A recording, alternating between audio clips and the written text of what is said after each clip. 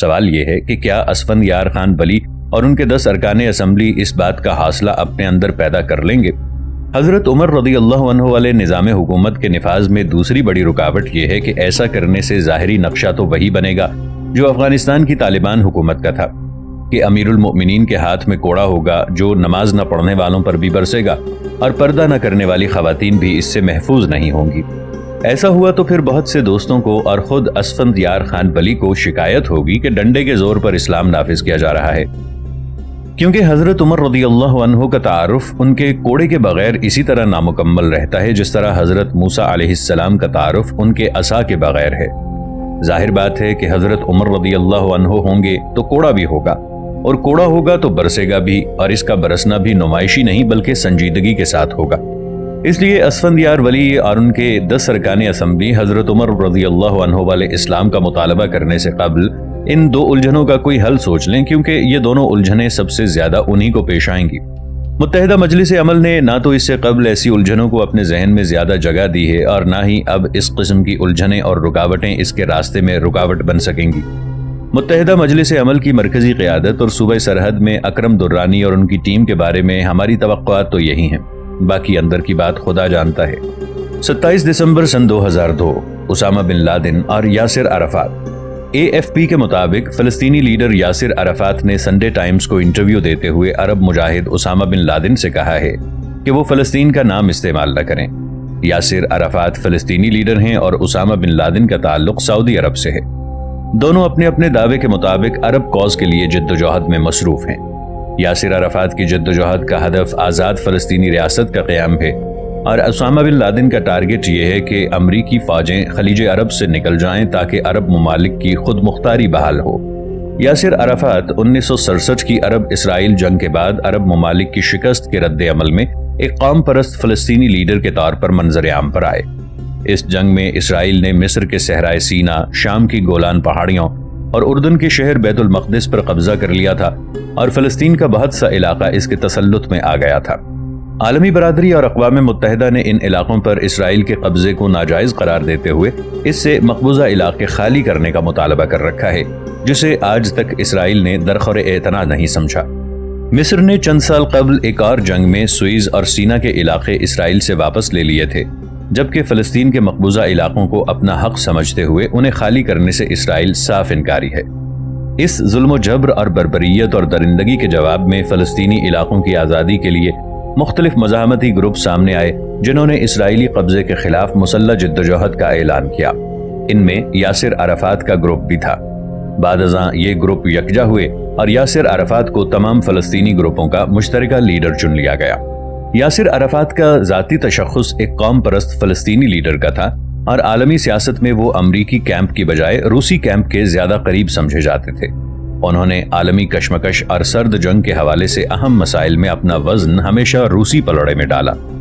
حتیٰ کہ مسئلہ کشمیر اور افغانستان پر روسی جارحیت کے معاملے میں بھی انہوں نے کشمیری عوام اور افغان مسلمانوں کے حق میں کلمہ خیر کہنے کی بجائے روس بھارت گٹھ جوڑ کی حوصلہ افزائی اور حمایت کی پالیسی اختیار کیے رکھی۔ یاسر عرفات ایک دور میں ہتھیار بکف عسکری لیڈر تھے۔ مسلح جدوجہد کے ذریعے اسرائیل پر دباؤ ڈالنا ان کی پالیسی تھی، اور چھاپہ مار کارروائیوں، طیاروں کا اغوا اور بندوق کی نالی کے ذریعے بات کرنا ان کا طریقہ کار تھا۔ وہ امریکہ مخالف لیڈر تھے۔ امریکہ میں ان کا داخلہ بند تھا، جہاں انہیں ایک دہشت گرد لیڈر کے طور پر جانا اور پہچانا جاتا تھا۔ پھر انہوں نے کیمپ تبدیل کیا اور امریکہ کے دوستوں میں شمار ہونے لگے۔ تب سے امریکہ ان کے ساتھ چوہے بلی کا کھیل جاری رکھے ہوئے ہے، اور اس کھیل میں یاسر عرفات کا کردار حسب منشا نہ پاتے ہوئے اب امریکہ انہیں فلسطین کی قیادت سے الگ کر کے ان کی جگہ اپنی مرضی کی قیادت مسلط کرنے کا پروگرام بنائے ہوئے ہے۔ امریکہ کا کہنا ہے کہ وہ آزاد فلسطینی ریاست بنوانے کے لیے تیار ہے، لیکن اس کا نقشہ وہ ہوگا جو امریکہ طے کرے گا، جس میں بیت المقدس فلسطین کا حصہ نہیں ہوگا، کیونکہ وہ اسرائیل کے ساتھ وعدہ کر چکا ہے۔ اس لیے یاسر عرفات اور دیگر عرب لیڈروں کا یہ مطالبہ ماننے کے لیے امریکہ کسی صورت آمادہ نہیں ہے کہ اسرائیل نے 1967 کی جنگ میں جن علاقوں پر قبضہ کیا تھا وہ انہیں خالی کر کے اس جنگ سے پہلی پوزیشن پر واپس چلا جائے۔ گزشتہ سال سعودی عرب نے یہ فارمولہ پیش کیا تھا کہ اگر اسرائیل 1967 کی جنگ سے پہلے کی پوزیشن پر واپس چلا جائے تو عرب ممالک فلسطین کی تقسیم کو قبول کرنے کے لیے تیار ہیں۔ اس منصوبے کو عرب لیگ نے بھی تمام عرب ممالک کے متفقہ موقف کے طور پر قبول کر لیا تھا، جبکہ اس سے قبل سعودی عرب سمیت اکثر عرب ممالک فلسطین کی تقسیم کو مسترد کرتے ہوئے اسرائیل کے وجود کو تسلیم کرنے سے مکمل انکار کرتے چلے آ رہے تھے۔ لیکن اپنے سابقہ موقف سے عرب ملکوں کی یہ پسپائی بھی کسی کام نہیں آئی، اور نہ صرف یہ کہ اسرائیل نے مقبوضہ علاقوں سے دستبردار ہونے سے انکار کر دیا، بلکہ امریکہ نے بھی سرکاری دستاویزات میں بیت المقدس کو اسرائیل کا دارالحکومت قرار دے کر اسرائیل کے موقف کی عملی حمایت کا اعلان کر دیا ہے۔ فلسطینی لیڈر یاسر عرفات کی رہی صحیح امید یورپی یونین سے تھی کہ وہ شاید اپنی مفادات کے لیے امریکہ سے قدرے مختلف موقف اختیار کر لے، لیکن برطانوی وزیراعظم ٹونی بلیئر نے شام کے صدر بشار الاسد کے دورہ لندن کے موقع پر یہ کہہ کر بات صاف کر دی کہ فلسطینی ریاست کا وہ نقشہ جو امریکہ دے رہا ہے، اس کو قبول کرنے سے ہی بات بنے گی، اس کے بغیر امن قائم نہیں ہو سکتا۔ ناظرین، آگے بڑھنے سے پہلے کامنٹ سیکشن میں ہمیں اپنی آراء سے ضرور آگاہ کیجیے گا کہ آپ کو ہماری یہ سیریز کیسی لگ رہی ہے۔ آئندہ آنے والی اقتصاد سے باخبر رہنے کے لیے ہمارے چینل کو سبسکرائب کر لیں اور ساتھ موجود بیل آئیکن کو ضرور کلک کر لیں۔ شکریہ۔ اس کے ساتھ ہی ٹونی بلیئر نے اگلے ماہ لندن میں مشرق وسطیٰ کے حوالے سے بین الاقوامی امن کانفرنس طلب کر لی، جس میں شرکت کی دعوت یاسر عرفات نے قبول کر لی۔ چنانچہ بشار الاسد کا دورہ لندن اور یاسر عرفات کی طرف سے لندن کی مجوزہ کانفرنس میں شرکت کا اعلان اس امر کی غمازی کرتے ہیں کہ امریکہ فلسطین کی اپنی مرضی کے مطابق تقسیم کے ایجنڈے کو ان دونوں لیڈروں سے قبول کرانے میں بھی بالآخر کامیاب ہو جائے گا۔ دوسری طرف اسامہ بن لادن کا تعلق سعودی عرب کی متمول بن لادن فیملی سے ہے۔ وہ افغانستان پر روس کی فوج کشی کے خلاف افغان عوام کی مسلح مزاحمتی جدوجہد کے دوران سامنے آئے۔ انہوں نے افغان جہاد میں عملی حصہ لیا، افغان مجاہدین کو مالی طور پر سپورٹ کیا اور الشیخ عبداللہ عزام رحمۃ اللہ علیہ کے ساتھ مل کر ہزاروں عرب نوجوانوں کو اس کام کے لیے تیار کیا کہ وہ افغانستان میں روسی جارحیت کے خلاف جہاد میں شریک ہوں اور اس کے ساتھ بھرپور عسکری ٹریننگ بھی حاصل کریں تاکہ وہ مشرق وسطیٰ میں اسرائیلی جارحیت کے خلاف جہاد کو منظم کر سکیں۔ انہیں اس دوران روس کے خلاف مسلح جنگ کے لیے امریکہ کی حمایت حاصل تھی اور ان کی تربیت اور ٹریننگ میں سب سے زیادہ امریکی اداروں کا حصہ ہے۔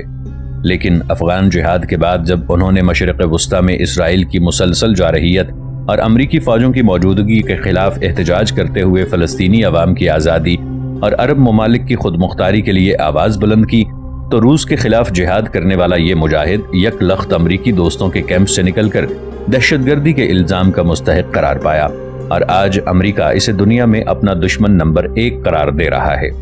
اسامہ بن لادن کا قصور اس کے علاوہ یہ بھی ہے کہ وہ صرف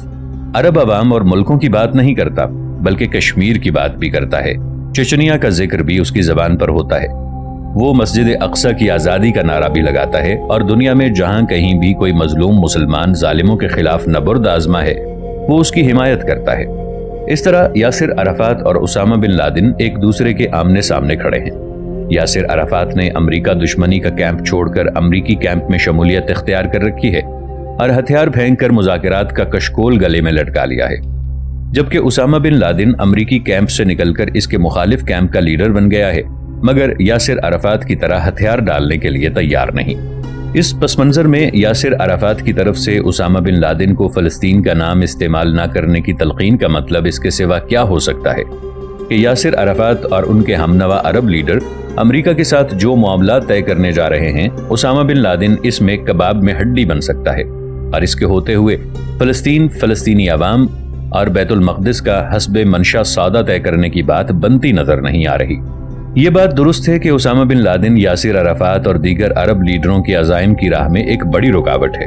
لیکن جناب یاسر عرفات کو یہ بات بھی یاد رکھنی چاہیے کہ جن جانباز اور سرفروش فلسطینی حریت پسندوں کی عسکری جدوجہد اور بے پناہ قربانیوں کی قیمت پر ان کی لیڈری ابھی تک قائم ہے، اور جن مجاہدین کے خون کی برکت سے انہیں مذاکرات کی میز پر بیٹھنے کا موقع مل رہا ہے، وہ مجاہدین اور ان کا جہاد حریت پسند اسامہ بن لادن کی جدوجہد اور قربانیوں کا ثمر ہے۔ فلسطینی حریت پسندوں کی موجودہ جدوجہد کے پس منظر سے شہید عبداللہ عزام اور اسامہ بن لادن کا نام ہٹا دیا جائے تو اس کے دامن میں کچھ بھی باقی نہیں رہتا۔ جنوری 2003 خلافت اسلامیہ کا احیاء، روسی صدر ولادیمیر پوٹن کا خوف۔ آن لائن کی ایک رپورٹ کے مطابق روس کے صدر ولادیمیر پوٹن نے ایک قومی ٹیلی ویژن کو انٹرویو دیتے ہوئے اسلامی تحریکات کو ایک بار پھر ہدف تنقید بنایا اور کہا کہ وہ مختلف ممالک میں دہشت گردی کی سرگرمیوں میں ملوث ہیں۔ صدر پوٹن نے اپنے انٹرویو میں اس خدشے کا اظہار بھی کیا کہ اسلامی شدت پسند دنیا میں اسلامی خلافت لانے کا منصوبہ بنا رہے ہیں۔ ہمارے خیال میں اسلامی تحریکات کے خلاف روس، امریکہ اور ان کے دیگر اتحادیوں کے غیظ و غضب کی سب سے بڑی وجہ یہی ہے کہ مغرب نے اب سے 5 صدی قبل جس خلافت کو صدیوں کی مسلسل سازشوں کے بعد ختم کر دیا تھا اور اپنے زوم میں یہ خیال کر لیا تھا کہ اب دنیا میں کہیں بھی کوئی ریاست اسلام کی بنیاد پر قائم نہیں ہو سکے گی، ان کا یہ اندازہ بلکہ پروگرام غلط ثابت ہوا ہے، اور صرف 5 صدی کے بعد پورے عالم اسلام میں نہ صرف جہاد کے جذبات اور جد و جہاد از سر نو منظم ہو گئی ہے، بلکہ مختلف ممالک میں خلافت اسلامی کے دوبارہ احیاء کی تحریکات بھی فطری انداز میں آگے بڑھ رہی ہیں۔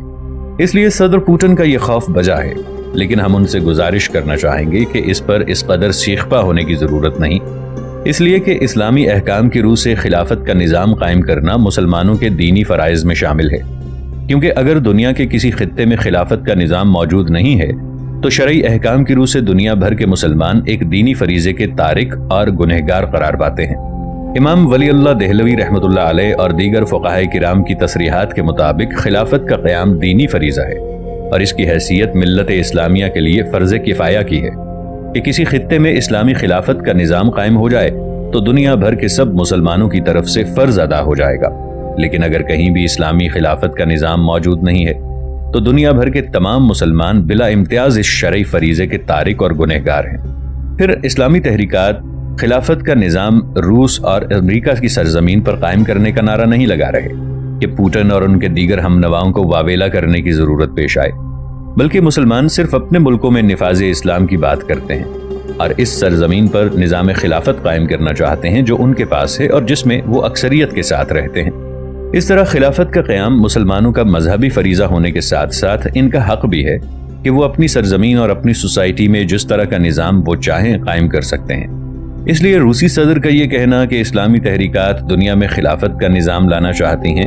خلاف واقعہ تو نہیں، لیکن مسلمانوں کے مذہبی فرائض اور ملی حقوق میں ناروا مداخلت کی حیثیت ضرور رکھتا ہے، اور اسلام کے خلاف مغربی لیڈروں کی معاندانہ ذہنیت کا آئینہ دار ہے۔ جنوری 2003 مولانا مسعود اظہر کی دوبارہ گرفتاری۔ کالعدم جیش محمد کے سربراہ مولانا مسعود اظہر کے خلاف حکومت عدالت عالیہ میں کوئی ثبوت پیش نہیں کر سکی اور لاہور ہائی کورٹ نے ان کی رہائی کا حکم دے دیا، لیکن امریکی دباؤ اور بھارت کا واویلا عدالت عالیہ کے فیصلے پر غالب آ گیا اور حکومت نے انہیں رہا کرنے کی بجائے ان کی دوبارہ گرفتاری کے احکام جاری کر دیے۔ مولانا مسعود اظہر کو افغانستان پر امریکی حملے کے دوران پاکستان میں اس کے خلاف رد عمل کی عوامی تحریک میں سرگرم کردار ادا کرنے پر گرفتار کیا گیا اور اس وقت سے وہ مسلسل زیر حراست ہیں۔ اس جرم میں ان کے علاوہ مولانا فضل الرحمان، قاضی حسین احمد، مولانا اعظم طارق اور پروفیسر حافظ محمد سعید بھی گرفتار ہوئے تھے، لیکن وہ سب باری باری رہا ہو چکے ہیں، مگر مولانا مسعود اظہر کی رہائی کے لیے حکومت خود کو ذہنی طور پر تیار نہیں پا رہی، یا امریکہ اور بھارت کا دباؤ اس قدر زیادہ ہے کہ اس کے سامنے عدالت عالیہ کے حکم کی کوئی اہمیت باقی نہیں رہی۔ بہرحال جو صورت بھی ہو، مولانا مسعود اظہر کی دوبارہ گرفتاری قابل مذمت ہے۔ قومی خود مختاری، ملی حمیت اور عوامی جذبات کے حوالے سے حکومت کو اپنے طرز عمل کا اثر نو جائزہ لینا چاہیے تھا۔ امریکی یلغار سرحد اسمبلی کی قراردادیں۔ 1 جنوری 2003 سرحد اسمبلی کی دوسری قرارداد جنوبی وزیرستان پر مبینہ امریکی بمباری کے بارے میں ہے اور اسے پاکستان کی خود مختاری کی سنگین خلاف ورزی قرار دیتے ہوئے وفاقی حکومت سے کہا گیا ہے کہ یہ ملک کی آزادی، سلامتی اور خود مختاری کا مسئلہ ہے، اس پر امریکہ سے شدید احتجاج کیا جائے اور اس کی روک تھام کے لیے ٹھوس حکمت عملی اختیار کی جائے۔ اس کے جواب میں امریکی افواج کے اس حالیہ وضاحتی بیان سے صورتحال کی سنگینی میں اور اضافہ ہو گیا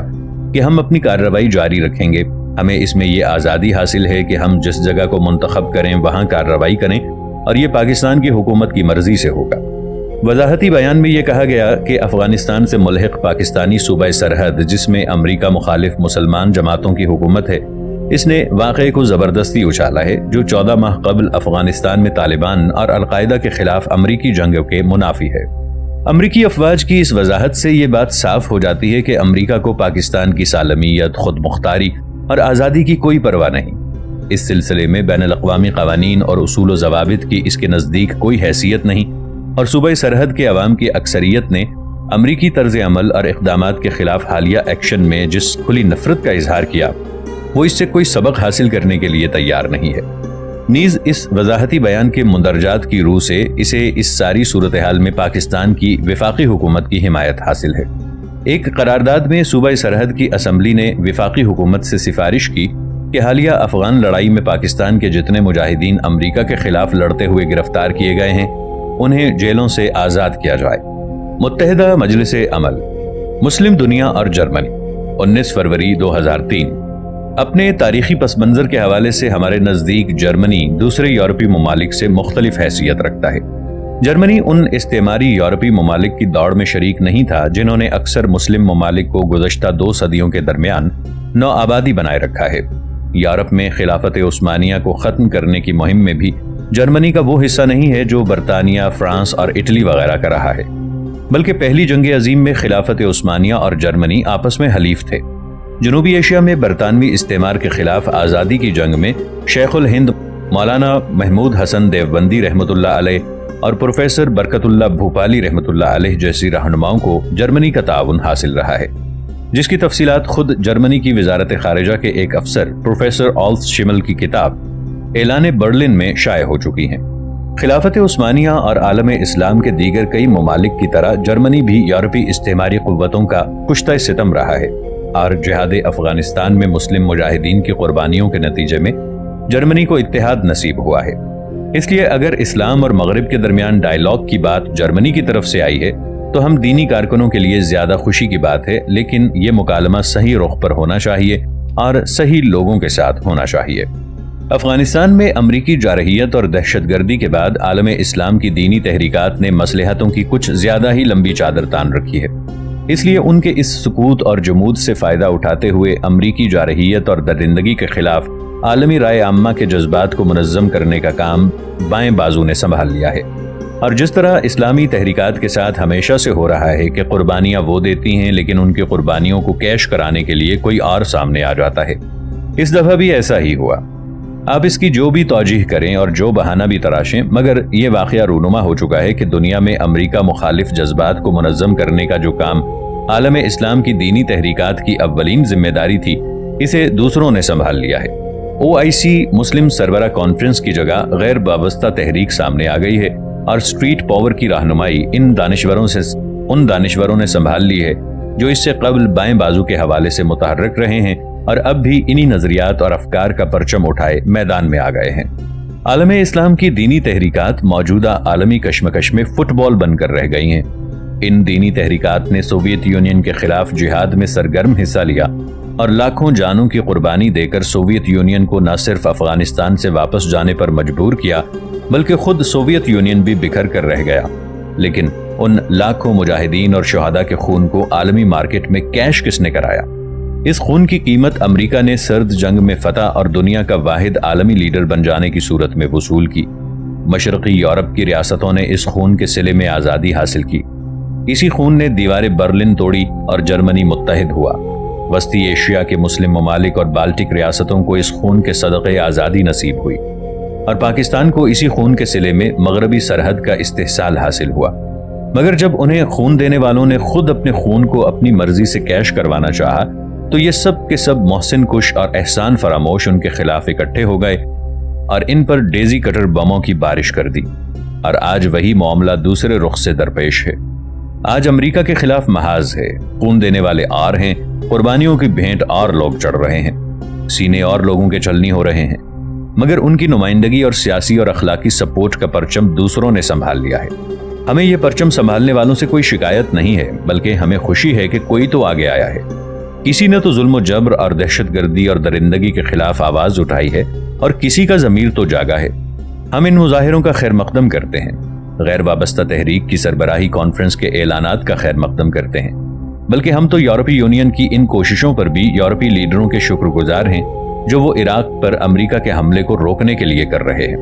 ہماری شکایت ان سے نہیں، بلکہ ہم اپنی اس نااہل، ناعاقبت اندیش اور مصلحت کوش سیاسی قیادت کا نوحہ پڑھ رہے ہیں جو اسلام کا نام لیتی ہے، اسلام کے نام پر ووٹ حاصل کرتی ہے، اسلام کے نعرے پر اقتدار کے ایوانوں تک بھی پہنچ جاتی ہے،